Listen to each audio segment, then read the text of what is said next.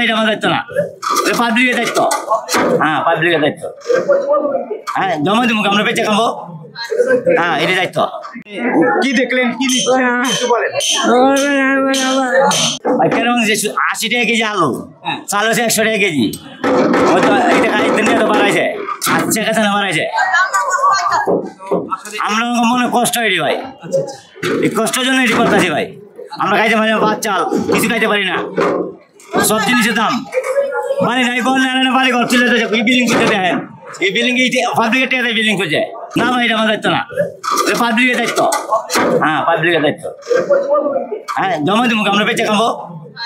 হ্যাঁ এটা দায়িত্ব ভাই। এটা ভাঙতে পারতাছি না।